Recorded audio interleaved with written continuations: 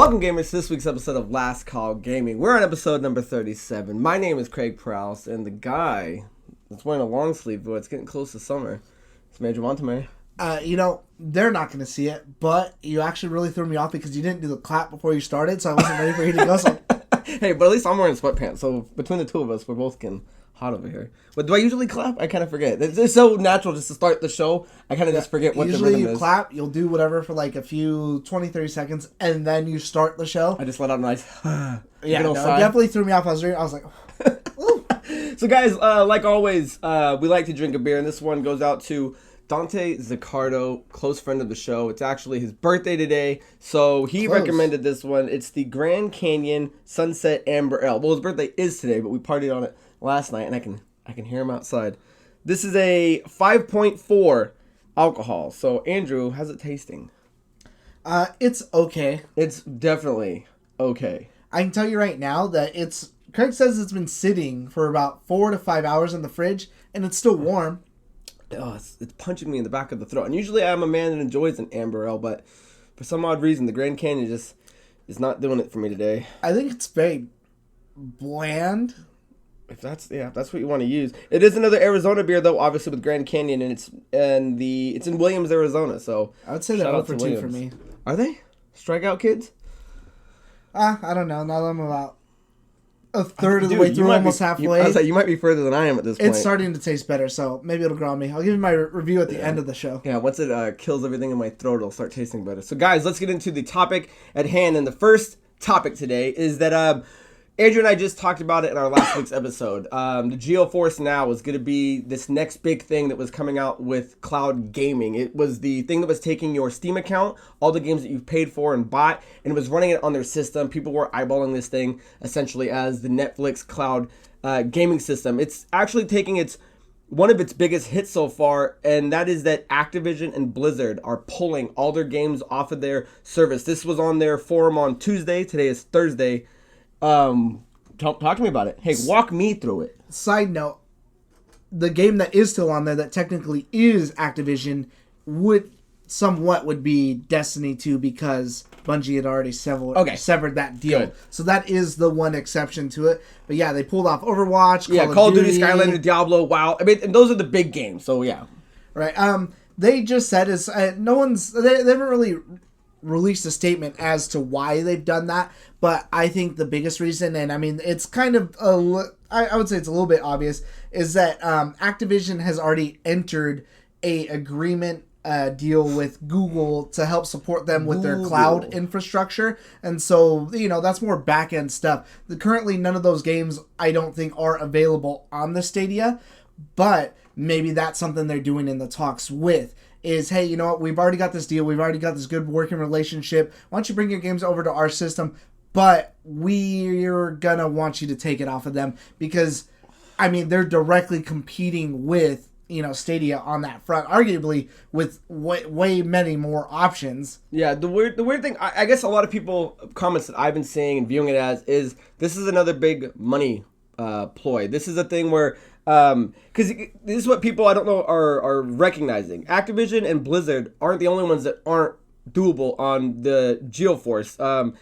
There's already games from Square Enix, Capcom, Konami that are already not playable. So this isn't the first company that's pulling games from it. This is just the biggest one of note with Overwatch and the Call of Duty. So money has to be a thing because these guys are all starting to look at the cloud services and going, wow, what are we doing? So essentially you're buying these games. This is the bullshit part. You're buying your game from Steam, right? Nvidia has figured out a way to get them all set up on this one thing, and they're getting your monthly subscription. So all these other companies are going, well, why don't we set up our own cloud serving system? Where's the Capcom cloud service system? Where's the Konami? But what they're not seeing is that nobody's going to be paying many monthly service fees every goddamn month just to play a few games. But that's what you say, right? But you do the opposite. You have your DC, your Disney Plus, your Hulu, your Netflix, your HBO. But movies offer way more variety than one studio doing X amount of games. Yeah, I'm sure. Especially when movies are $6 these days, and I'm still buying $60 games. Oh, they do, but still, they know that these people are going to sign up. It's just odd. I use odd a lot, but it's weird that they're doing that. But they're in the business to make money. What they're not seeing though is that this is gonna hurt cloud gaming. I mean, this is like the first big hit. If everyone keeps pulling their games off of these things, then there's no cloud gaming. I wouldn't buy anything what's the like point? that. Because they did say that you can play it local. That doesn't mean shit all if you can't play. If it's a big multiplayer online game and you're not able to play online or anything like that, as far as how that goes. I mean, if they just bring it to Stadia, which I think that's personally what they will do, especially, like I said, they already have that working relationship. Why not bolster that relationship as a sign of good faith? Like, hey, you know what, we're going to bring against your system. What about Capcom and Square and Konami and Rockstar is another one that you can't get all their library on Gearbox right now. So did they pull it down where the game's already up and they pulled them down? They were all, as far as I can tell, and correct us if we're wrong in the comments, as far as I can tell, they were all accessible in the beta. And now that the beta just came out last week, now we're seeing all the games getting pulled. So the service still has 500 plus games on it, and they had a quote saying that there's over 1,500 worth of games from other developers that are asking to be put on it. So I don't see it struggling, but when you're taking big studios like this and you're just removing them, and maybe it's something in the back end with the infrastructure, maybe it's a money grab, it's just now we're finally seeing that the cloud gaming system can take a hit, and this one's going to hurt, especially with people that have already bought these games, and now you can't play them on a platform that's designed to play what you bought. I think personally, I mean, even still, how do we fix it? Even though that it's going to take this hit, I still think it's more attractive than what Stadia is offering. Yeah, even without these games. So I'm just curious because the monthly service right now is $4.99, and I don't see how all these other studios, like, would you pay for an Activision? I mean, I don't like paying EA's, but EA's is like a low price annually. It's not month to month. So I'm just curious. If any of these other, because I know you're a big Capcom guy, if any of these, I guess, putting services together and the price was attractive, would you do it? You know, I don't know. I don't even know why I pay for, like, EA's, too, for some reason. Only because it's for the year. It's like, I forget what it is. It's like, what, $6 or something like that for, like, the year? Like, that's it's like $30 for the year. Is it 30? Yeah. Then I'm out. You know what? Cancel my subscription. It's $5 a month or $30 for the year. But, I pay for it, and I don't think that I even play anything that is on EA Access. I should actually probably cancel that because the only reason I actually... What are those bills you forget about? The only reason I ever paid for it in the first place is because they would put out a game that you could play it sooner. So they would put out Battlefield, you could play it early before launch, or even if you're part of EA Access, that gets you into the beta and stuff like that. So that was really my biggest part, but EA's slowly been sliding down, so I could replace it with the Capcom. But I think I do that more for multiplayer games. I don't know if I would do that for single player games because I already have such a huge backlog, and it would have to depend on the price, because if it was $30 for the year and the game's on their day and date, or $60 a year and the game's on their Resident Evil 3's on their day and date, the next Monster Hunter, the next whatever, then sure, I would do that for a year. Because one of their comments is they're hoping to, resolve any issues that they have with all these studios and putting these games back on. It's just, will they, and how much is that going to cost? Because obviously they're a company, they want their money. So I'm curious of what that's. I'm curious if they're going to do a statement and actually see what these new deals are going to be. Because moving forward now, every company can do that, and why wouldn't you? If they're doing it and they're doing it and they're doing it and they're doing it, then why wouldn't you? I'm sure they'll put out something. I would imagine they would have to say something. I don't think that you could just pull like all these arguably bigger than what anyone else is doing. Call of Duty is a juggernaut. Overwatch is huge. Yeah, that's what sucks. And also too, actually, what I meant to bring up as a part of that deal is this also, but it wasn't just a Google Cloud deal. This also maybe plays in part to the deal where they're streaming.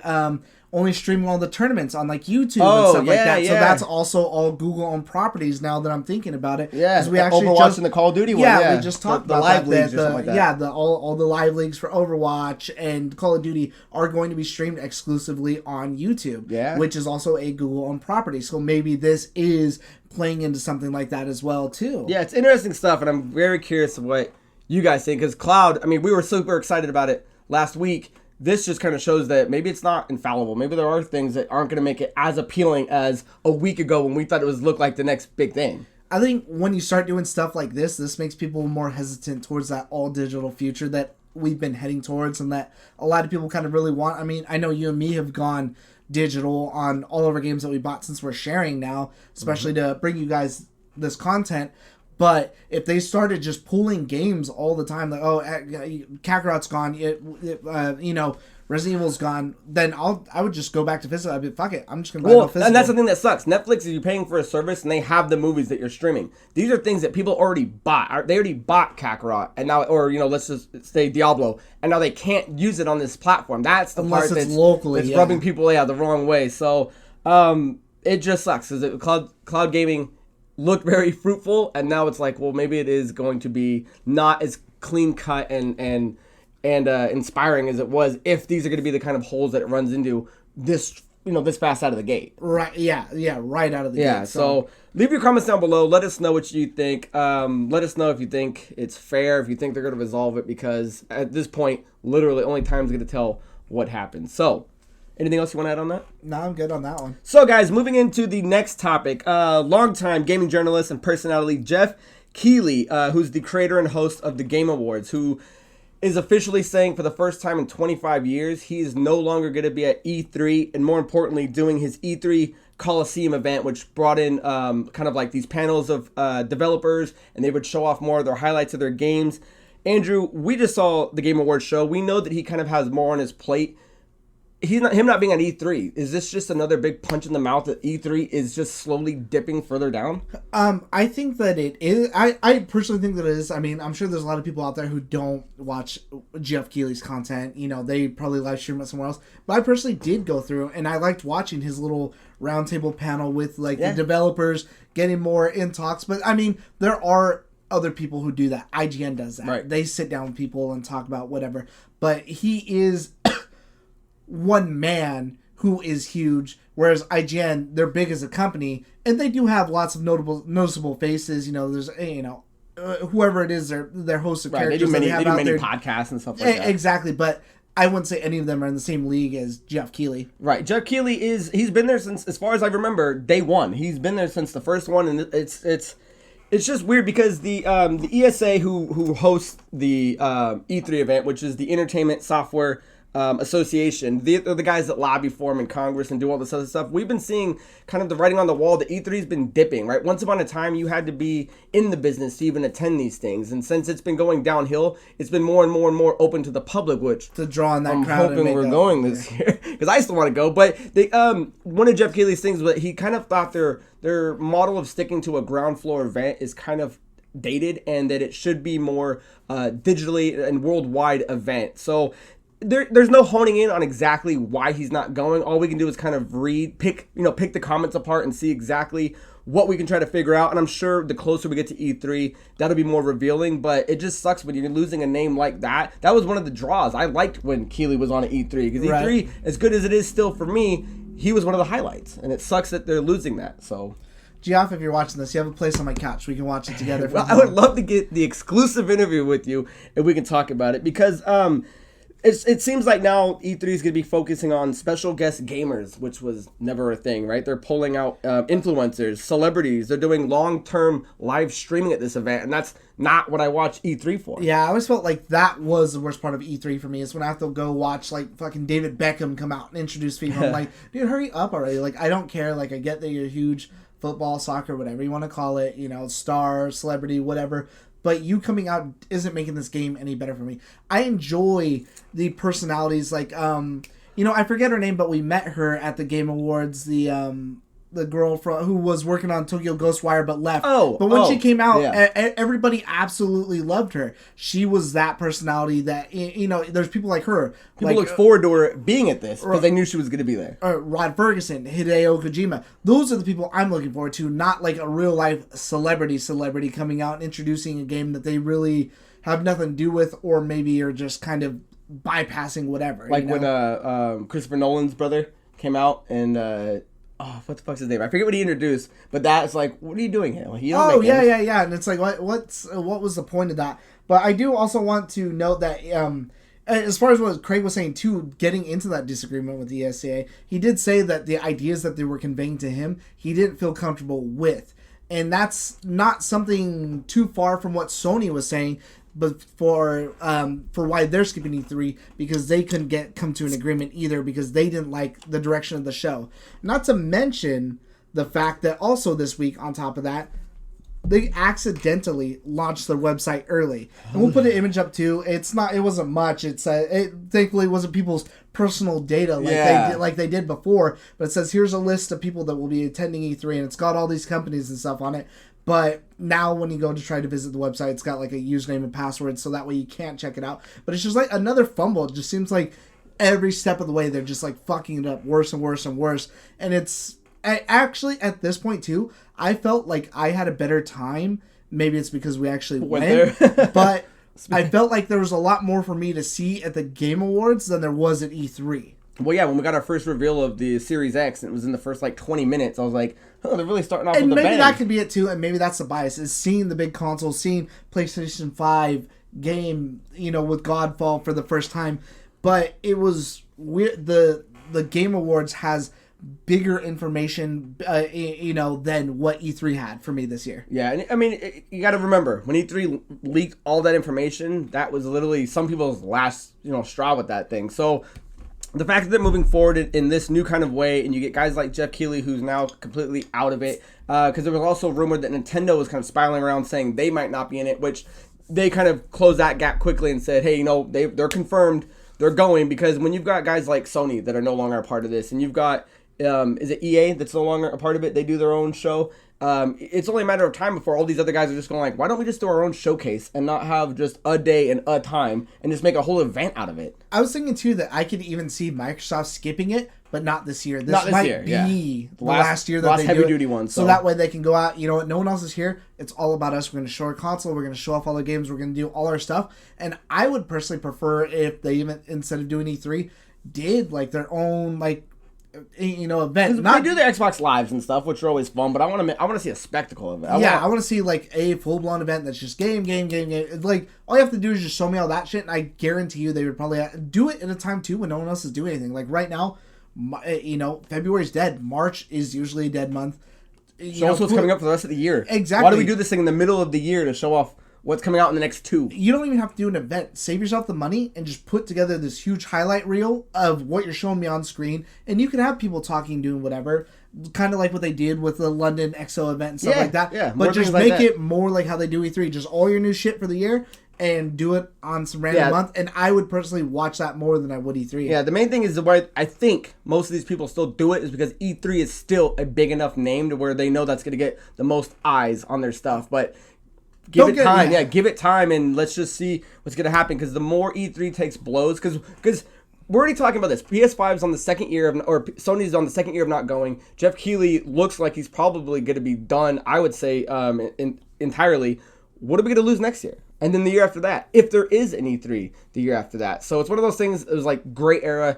I always enjoyed them. I really liked last year's. And it's going to be sad, I think, to see him go. But all that would mean is we're going to get more other events sprinkled throughout the calendar year. And I'd rather take 6 other cool events than one big one that's slowly failing. Right. I would prefer the same thing, too. But don't get me wrong, though. I'm definitely going to try and go this year. Yeah, I definitely want to go. The more gaming stuff we can go to would be awesome. And hopefully E3 is seeing what the fans are saying, is seeing that you're losing people like this, is seeing that you're losing companies not going to your thing anymore, and can come up with some alternative that makes sense and can show us off. Could make. Exactly. So leave in the comments and let us know if you think it's savable, if is it worth savable.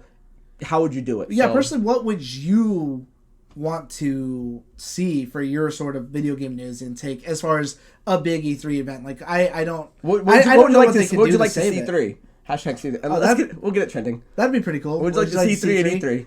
So, anything else you want to chime in on that? Yeah, don't steal that. Don't steal it. Guys, come on. It's pending. You heard it here first. We're going to coin it. We're going to have to sue you if you do. So, moving on, guys. That is done with our top stories. So, let's move into some riffs. Yeah. Okay, so let's riff it out, because we're doing some pretty good time. Andrew, would you like to go first or second?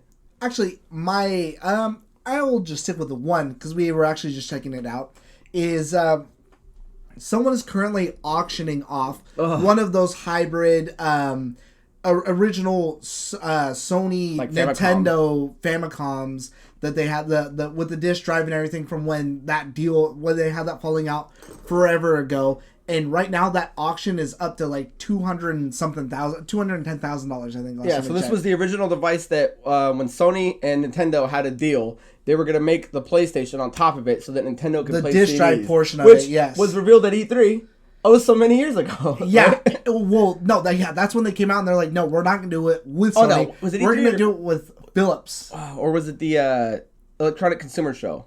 I think it might have been the Super Show. One of the other ones. But yeah, either way. This thing's going. How much did it sell for?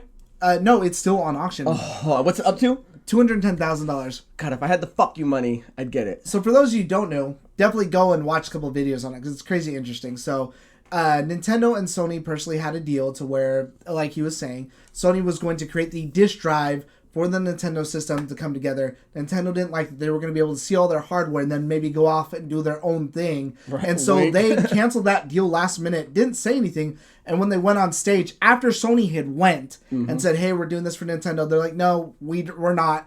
We're actually going to partner with Philips, which is why you got those bad, I think, 2 Legend of Zelda games on the Philips disk drive. Games. Never see the light of day. So either way, it's pretty crazy to see something like that.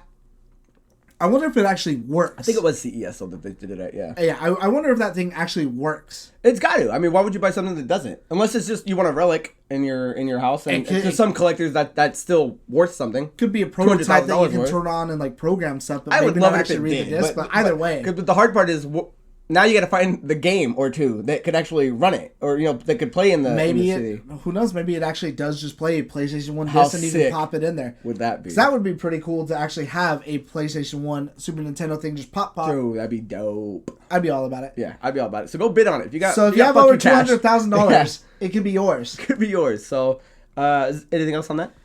No, that. So I wanted to jump in, guys, and I like talking about Pokemon every now. It might get a little nauseating for you guys, but the Pokemon Home that we were talking about a few episodes back is now functional on Switch, iPhone, and Android. So what this is actually offering, they kind of delve more into it, is that it's going to be free up until next month on March 12th. So you will be able to get the Pokemon Bank and the Pokemon Transporter for free until then. After that, it moves into the premium service. Now, the premium service, you can pay $2.99 a month, or $4.99 for 3 months, or $15.99 a year, and that gets you 6,000 worth of Pokemon storages and transfers that you can do. It also allows you to set up host room trades that you can trade between each other. If you only want to do the free version, it is there, but it only gives you 30 versus that 6,000, and there's no transfers in the host room trades. Now, all those games that you can do them on was Switch, Sword and Shield, the Pokemon Let's Go Eevee and Pikachu, and Go is coming. So if you are interested in that, Home is out, and you can check it out, and you can get those 2 services as of now for free until March 12th. You gonna buy Switch or Sword and Shield yet? No. I got guys. I can trade you. I'll just borrow yours. God. You get it. No, why? There's only one file. You can't erase mine. I don't think that I'm ready for it yet. Because after I play... And that's Pokemon's cloud. After I finish Zelda, dude, even starting Zelda, there's not some things I hate about it, but because that I hold that first one, or DX, to a pinnacle because that's my all-time favorite game. I don't want to get into that. But either way, dude, I was ready to cry just playing it. Like, I got so emotional. It made me feel... I never felt like a kid again besides playing that. But after that, I think I'm ready to start The Witcher. I've got time. Oh. Wait, how much time we got left? We're doing pretty good. Do you want to get into what we're... So, you were playing that. I just beat The Witcher. I just want to give that a shout out. Well, I finished Luigi's Mansion. Okay, good. So I'm glad we finally finished what we've been talking about for the last, 3 episodes. So, overall, recommend it to everybody, Luigi's Mansion? Oh, I absolutely loved it. I would highly recommend it. I was on the fence on Witcher 3. I don't know why. I was overwhelmed. There was so much to do. But literally, DeAndre was telling me, get to level 12. The game will start opening up. You can play it more. The moment I was there, I was like, man, I really want to keep playing it. So if you haven't played Witcher 3 and you're like me, go play it, beat it. It was fantastic. I think I got the good ending. The bad ending? I don't know. I turned my cousin on to, he texted me the other day, hey, it's the Assassin's Creed DLC good. I'm thinking about getting it for Odyssey. I was like, I heard it's good. I haven't played it, but if you haven't played the game, which he said he hadn't, it's on sale right now for $23 with the DLC. So I was like, dude, just get it no matter what. It's worth that alone for the game. And he's been obsessing over it. That's all. He started playing it. He's absolutely loving it.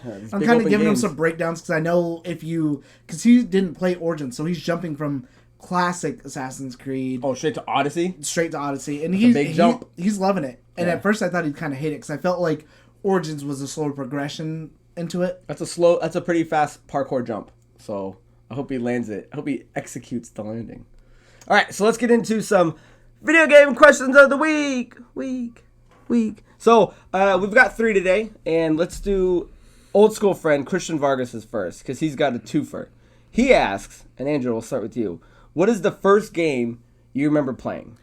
The first game I remember playing is Super Mario World. Okay. And I remember playing it with my cousin, who I haven't talked to in like years because it's like my uncle's daughter, and she went off with her like mom or whatever like that when everyone split up or whatever. Okay. But I remember being kids specifically, and I was Mario and she was Luigi, and I just remember playing like the beginning and getting like you were saying, you always start the game with someone but you never finish it because we were just talking about Super Mario World. So I remember starting that, and that's my first memory of gaming that I have. So I'm curious if anybody else's memory of a certain age isn't a Mario game, because mine is Super Mario Brothers on the Nintendo. Although I have vague memories of like my dad's Atari, and I thought maybe I remember seeing Pong being played, but I don't think I was ever playing it. I remember having an NES, playing it, and then because when you beat the game, you can replay it, and all the enemies are like the black bugs. And I remember seeing that, like my uncle or my dad doing it, and I remember that being one of the first times of me playing, jumping, and stuff like that. So Mario just goes as far as back as it goes. I like that yours is World, mine's 1. The only other early memory I have, but I can't place it, and so I don't know if it's like before or after I had played this, is playing that one game that 7-Up made, and you play as Dot? Dot. I think it's like Mr. Dot is what it's called or whatever. And that Like Dot Goes to Hollywood or something like that. I remember being on like a beach and running up like a soda and trying to collect shit or whatever. That's the only other like thing, and then it's just like hardcore Super Nintendo. And that's what's weirder too, is there's a huge gap in my memory between playing with my cousin and actually getting my own Super Nintendo, because I remember that, Mortal Kombat, Link to the, like everything just taking off from me. Yeah, I'm trying to remember me and Gino's like early games. I remember Mario, I remember Contra, and I remember Kung Fu. Were all games as a child that stand out in my mind as being one of the first ones we played. So, and I want to hear yours. Cien, don't act like you can get away with this one. And then 2, he asks, what friend or family member gets the angriest while playing video games? I just remember, back in high school when we did the LAN parties for Halo, everybody was just as angry as everybody else was going, fuck you, fuck that shot, where's blah, blah, blah, blah, blah. So I think everyone has the ability to be the angriest gamer at a certain point in time. But TK, I remember him, because if no one knows this story, but TK was the guy that used to live with me way back in the day, older gentleman, and he would play Halo all day. Like literally, he would just sit on a recliner at my house and just play it all day long. And there was nothing like coming home or doing whatever, and you just hear TK yelling like all day. So it's not that he was maybe the angriest, but he had the longest duration of just staying mad at these guys because he was trying to get good. And you gotta love the dedication, because he would keep playing it and he was pretty good. But he got his, he would get headshotted, and he would just yell at the top of his lungs, dude. It was fantastic. So I'm gonna give a shout out to TK. I would say for me, it's definitely me, my brother. You're doing it every day. You're still playing online shooters every day. Me, my brother, and my cousin, all 3 of us. I would say those 2 are worse than me, though, especially when it comes to like being mad. But dude, we'll get so mad, especially when we're playing, because then we'll start arguing over whose fault it was, that we'll just straight up leave the fucking game, not even play with each other for like a week, and then just kind of get back into it, like, oh hey, you getting online tonight? Oh yeah, sure, I'll see you at 5 or whatever. But like PUBG question mark. Yeah, that's fucking how mad we'll get, like over anything. So who takes the cake? Or are you splitting it 3-way? Actually, it would be 2. It's between my cousin and my brother. Because my brother, I would say my brother. My cousin seems more annoying because he'll just fucking mute his mic and just go off. Like we'll be playing the teams of 4s, so all 3 of us will be here, and he'll be off doing whatever his own fucking thing is by himself. And then my brother is just fucking annoying. Fuck you. So thank you for the question, Sam, and I do want to hear your answers. And our last question, guys, comes from Gamer Guy, and he asks, do you guys think Resident Evil 3 Remake will sell as well or better than 2 did, or not? Everyone remembers 2 fondly, but what about 3? Hashtag RE3. Before we answer that question, make sure you guys enter our contest, of course, hashtag RE3, because we're going to be giving away a copy, because why not? Big old copy of Resident Evil 3 to you! So all you got to do, just leave a comment, hashtag RE3, leave a like button, and of course, always hit the notification. Make sure you get the notifications, so that way you know when our stuff comes out. It doesn't get lost in your feed like a million other things, just like I have to do for some of my favorite people that I follow. Fuck. So I'll go first because you're a little more into Resident Evil than I am. I think that it will not. Resident Evil 2, like you're saying, is well remembered by most people. Resident Evil 1 and 2 are usually the games most people were experienced to, and unless you are a Resident Evil fan, in my mind, not many people played the 3s, the Code Veronicas, even 4, 5, 6. So and they did something special with that first one, and it's always hard to recapture lightning in a bottle, and that's what they did on that first one. They executed. There's nothing. I don't think anyone can talk negatively about number 2. Everything was well executed. So the fact that number 3 is going to be just as good in terms of the way it looks, in terms of plays, and maybe what they're going to change around to fit the canon. I just don't know if it's going to sell as well, because 2 was just, in most people's minds, one of the best Resident Evils. That's about as far as I can take it. Andrew, you might dive a little further since you've beaten it, 100%ed it. Looking forward to it. I'm going to go in the opposite direction. I actually think it will sell well, and I think it will sell better than 2. Surpassing, because 2 was so good when no one was expecting it, especially with the remake, especially with the change. Exactly. Especially with the changes, because they changed the camera angles. They went from the fixed camera angles to the third person. Nobody knew how it was going to work. Nobody was really prepared for how good 2 was going to be. And 2 turned out to be this phenomenal, amazing game that 3 is going to be riding that lightning all the way. I hope so. 2, I'd like it to. I don't want it to fail, but I would like it to. I just don't think it will. 2 was more the proving ground, and I do agree. More people talk about 2 than they do 3, but with how amazing of a job they did with 2, I think that will go straight into, what, they did so good that even if I wasn't a fan of 3, even if I didn't play 3, I played 2. 2 remake, of course, was phenomenal, that I'm getting 3 based solely off of the fact that I played number 2. I will admit that 3 is actually my least played game. I've beaten number 3 maybe twice. That is the one that I remember the least. I remember like Gun Survivor, Code Veronica more than I remember 3. And I would still, I'm still getting that game. 1, because I love Resident Evil. But with how good 2 is, with how amazing 2 was, like if they just announced they're doing a Resident Evil 3 remake and we didn't know anything about it, I wouldn't be I'd be hyped for it, but I would get it. But this game is through the roof for me based off of how strong 2 was and the fact that I went through 100% because I absolutely love that fucking game. That game was my everything last year. And the other thing I guess I kind of forgot was they're going to have an online multiplayer with it. So not only are you getting the game, right, it's coming with Project Resistance. So even if you don't like the campaign, you still get an online multiplayer feature. So if that turns out to be as good as it looks, then that might alone sell copies. Well, I guess just another, maybe a little side riff there. I forgot to, I didn't put it in my notes because it wasn't a big deal. But side riffer? Because we're talking about it, they actually just announced 2 as far as Project Resistance. They showed off a couple new maps. One of them is, I think, like a theme park is what it was. The other's a casino. But they also said, as far as the people that are escaping, they introduced, and I didn't realize that this would even be a thing, and maybe they have different play styles and versatility. So essentially the dungeon master who's putting the enemies out there, they've added Oswald E. Spencer and Alex Wesker. So I think that's pretty cool, and that would definitely switch it up. Like, okay, we're doing this map. Do I want to use this chick who can control plant-based enemies as her majority? Maybe that's her big specialty, is this big thing. And then the other person's like Mr. X, the tyrant, the the hunters, whatever the case may be. I think that's pretty cool to mix up the variety in not just who you're playing, but also not who you're playing as you're trying to escape, but who you're playing as trying to set these traps. Yeah, that's so I actually thought that was really cool. Instead of just, I'm sure they'll have universal traps like, okay, everybody could place a zombie down. She can do this, but this person could do the hunter. This person could do the organic bio, human that's a plant. This person could do the liquor. Whatever the case would be. I think that's really cool. And so that was like, oh shit, I'm a lot more into this now than I really was. My bread and butter is going to be 3, but this is just icing on the cake for me. So guys, check it out. Let us know what you think RE3 is going to outpass RE2, or maybe it'll fall short or do as well. I mean, there's no harm in doing as well with it. And if you want to win the game, make sure you put, as Andrew stated, hashtag RE3 in the comments, and we will buy you RE3. So Andrew, unless there's anything else you want to talk about. No, we got dinner to get to, don't we? Oh, we do. You know what? I actually drank all my beer. So until next time, guys, my name's Craig Perales. I didn't see you finish and that is Mandrew Montemayor. Cheers.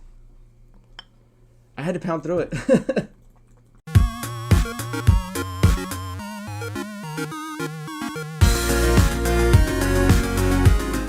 Been drinking lately. These ones definitely got me feeling pretty. Oh, yeah, that got me a nice little buzz. Even though they're not even like that high, 5.4s. Damn. I think it's because I nice little dent in there. I haven't really been like drinking in a while. That yeah, I do feel like a good like little baby buzz. But yeah, the game was fun. I like your shirt. I meant to tell you. Oh, I knew you would, baby boy. I would play it, but just don't speed through it. Like, it's interesting to see what you. No, I want to try it and read because after I was like, all right, 5 minutes per ending. That's something I could spread out over the course of, instead of playing Skate, instead of playing PUBG before bed, I'll just do one ending and then go to bed, be happy with that. Versus that fucking grandma one was just fucking never ending. Oh yeah, you fucking cruised through that one. I was like, fuck that. I'm just glad they gave you ability to do it. Well, that's the thing, is I only cruised through it once I found out you couldn't fuck the grandma. If you could fuck the grandma, I would have been in there on the full train. I'm in. I want to see how that played out. Where's Grandma 2? Yeah. And then you finally get to that cemetery and you see. I mean, I read most of it. I won't say that I didn't speed through some of the nonsense, like when they're at the store and they bump into the daughter and they're getting the cake or whatever it was. I kind of was just like, I don't want to read that. But when it came to like the dialogue between him and her and like the feeling, like the good stuff, I was just like I had to read it. And I was just like, but I like books and I like reading stuff like that. So I'm like, oh, it's a good little story. I do want to bring. Oh, I meant to bring it today. I do want to bring you if you have time. Are you reading something right now? I'm reading. What does that book say? I forget. Novice? Oh, are you actively reading it? I did my best, but I'm on like chapter 20. I want to bring you one of the Resident Evil books, so I want you to read it. Bring it. Make me read it. Or make me pick it up on Monday when we have game day. Because I think they're easy reads. They're like 200 pages tops. And the tops? Like a show we've been neglecting? And I don't think they're cheesy game books, man. Like, I think they're really fucking good. Like, and dude, I've never, because never say never. Because I read those before I played Resident Evil Remake again, or even like Resident Evil 2 Remake. And when I'm going through and doing stuff, I'm picturing in my head, I'm like, oh, okay, what's this person doing at this time? Like, why am I not running into them? But then I'm feeling it in my head, like, oh, you know what? I read that in the book because the book covers perspectives of like. Oh yeah, you were saying that, yeah. Like yeah, when, so when like the statues moved or something, and then the game doesn't explain it, but the book says who went to go do it or something like that. Yeah, or even like in the first game, you don't really see Wesker that much. You see him like 3 or 4 times throughout the thing, but it explains what he's doing in between fucking there. And I'm like, oh man, that's really cool. And I think clever too. And it really adds to the depth of the game, which is what a good book should do. Yeah, and so like when I'm playing the game, I'm like, oh okay. Yeah, and when I'm going to the room picking up stuff, I'm like, oh, you know what?